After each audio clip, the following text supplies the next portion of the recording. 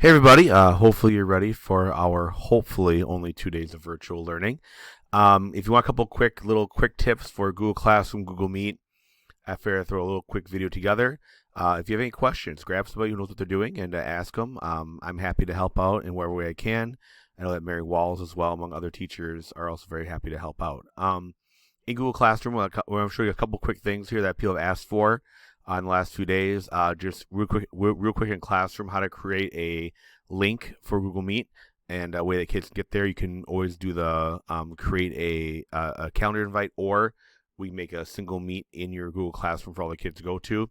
How to split your screen. A few people have requested on their Chromebooks how to get two different screens or two different windows open at the same time. One to like do what you're doing, one to watch your kids. So I'll show you a cool little extension of how that works, and then I'll quick go through Google Meet, a couple of cool new things that I actually haven't tried them all yet, but some people have, and some to mess with as we play around with stuff the next few days. So I think just for everybody who's a little worried, just do your best, try some new things, and I think if anything goes crazy, the kids won't be understanding what's going on. Okay. So first things first, in your Google Classroom, hopefully you all have one made. I know Mary sent out a nice little thing on how to add your kids to Google Classroom if you haven't done that already. Up here it'll say Meet Link, and it'll say something like Create Meet Link up here. You can click on this, and I'll be able to create a Meet Link for you. So I already have it created on here. Let me make a new classroom real quick and show you how that would look in a brand new class. So we can do that real fast here. If you haven't done Google Classrooms yet, might be a good time to do those. So that you can have one available for either A or B day. So real quick, I'm going to make a quick classroom here. It's going to quick build everything up. And I'll show you where that little link is on Classroom. I think there's some other videos and resources out there in Classroom if you all need it. Just, so you guys know that. So right here it says Generate Meet Link. So you can click on here, and you're going to say yes. Okay, so you can generate a Meet Link. It's going to create one Google Meet link you can do all the time. Stay visible to student. You say save. And when it's time for class, you and your kids both click right there, and you're good to go, okay? Now, the scary part comes in, and a few people have had this over teaching online, is if you're not the first one in, whoever first one is that enters the meet gets to have the host privileges, including all the cool toys like breakout rooms and all that kind of stuff. So if that would happen, there's a quick little fix to it, okay? If that would happen where you're not the first one to your meet, other kids meet you there, and they, somebody else has control of the room, you want to click this little gear right here. And if you scroll down here to your Meet link here, you can click right here and just say reset, and it'll reset that link. They can go to that one, have the kids put a message in the current meet, say, hey kids, go to this link instead, meet them there, and then you'll have your new thing set up ready to go, okay? Anytime I reset that link, it's right here. Just reset it, or to copy and send the kids an email, that kind of thing. All right. So that's how I get there. It works really, really well. The kids I've had that have logged into my classes have had no problem finding it. And it's been pretty nice to use overall. Okay. So you click right here, and ta-da, it's going to open up your Meet for you. You'll be good to go. Here's me. Here's my basement. And you can hear me in the background. So going on from here, we're going to show you a few things here in Google Classroom that are really, really great to get, or other toys you want to get. One cool toy people have requested is a way to split your screen. That way you can have two screens on one window. So there's a little thing called Tab Resize. I'm going to have a link to this in both the staff classroom as well as the email I send out later. This link here is in Google Web Store. It's a Google extension you add called Tab Resize. When you add it, it would say Added Chrome. Just click Added Chrome, say yes. It's this little blue box right here. If you add it, if you click it, it's going to let you split your screen. So I can actually split my screen down to two screens. It's awesome. That way I can maybe have my document up here, and I can have my Meet that I'm using over here.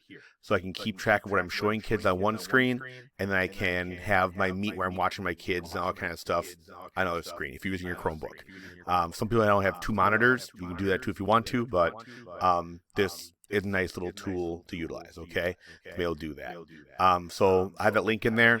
After you get the link on, it's just that little blue square here. If you add the Tab Resize extension to your Google, if you don't know how to get it, bring a Chromebook to me first in the morning, and I'll happily add it for you. No problems, okay? Also, one thing I like to get for Classroom is called, for Meet is the Nod link, Nod extension. I'm going to show it to you first. The Nod is a little thing I have up here in this corner. So this is a hand raising option that kids can raise their hand. I've asked all my students to get this already for that way. I say, hey, Ryan, raise their hand. Awesome. That kind of stuff. And I know who wants to talk. I can then close it, all that kind of stuff. I also have to say, hey, kids, how you feeling? Give me a thumbs up, thumbs down, whatever.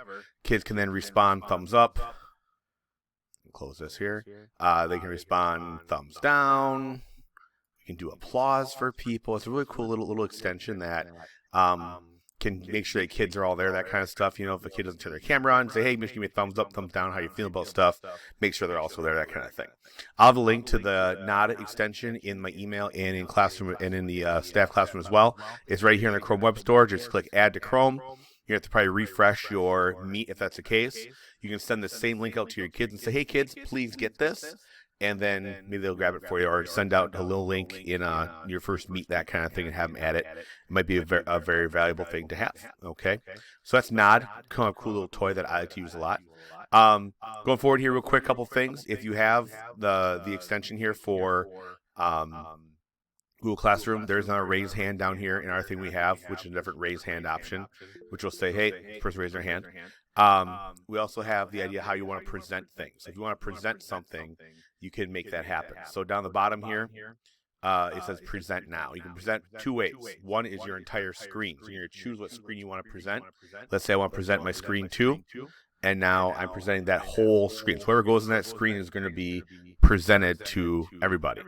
I can then say stop sharing, and that screen's not shared anymore.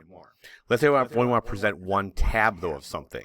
A lot of times, if I'm showing a video clip or that kind of stuff, I only want to share, because my computer's catching up to me here, I only want to share one tab potentially versus sharing a whole mess of stuff, okay? So if I'm going to click on Present Now, and I click on a tab, if I want to show anything with videos, animation, that kind of stuff, I want to do that one. So let's say I want to share my document that I'm going off of here. I can just share this one tab, and only this one tab will show up, and that will be on the screens for the kids that they can look at. So let's say I have my notes on one tab here, and I'm talking the other tab, and I want to make that work that way for kids for a little short mini lecture, or I want to have like discussion prompts on here and watch my kids on the other screen. I can see kind of what's going on that way on my other screen, okay?